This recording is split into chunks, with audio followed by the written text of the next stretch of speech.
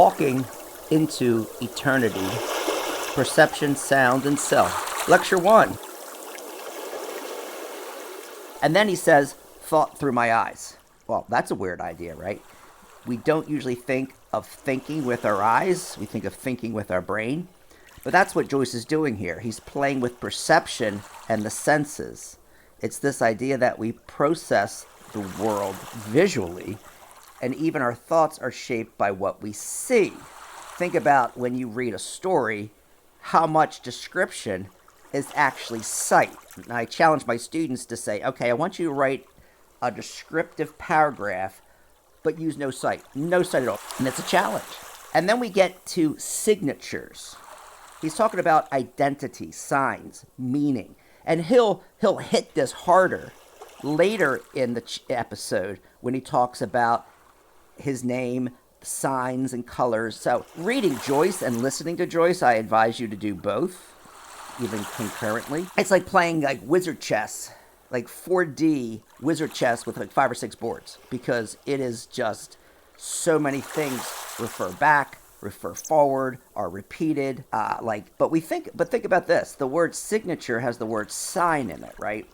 Even every letter of my name, Walter, Walter, is a sign and a sound. So what is Joyce doing? He's trying to read the world, to interpret it. Then he gives us sea spawn and sea rack. That's some really rich alliteration and some really nice imagery, right? He's using the S sounds to evoke the ocean.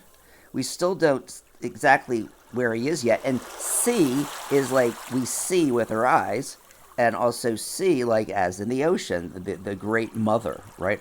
The mother sea of Ireland. We still don't know exactly where he is yet, like location. But the language tells us he's somewhere by the sea. You can hear it. The sounds themselves carry the meaning.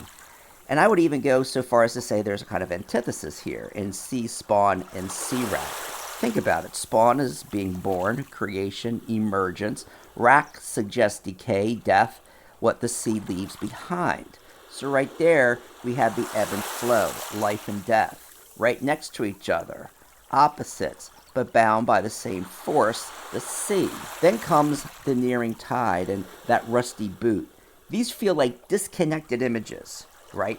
Just fragments Joyce throws at us, but they're evocative. All right, I forget what the theory's called. Of course, I'll look this up. But that we don't understand the piece until all the pieces of life are placed together.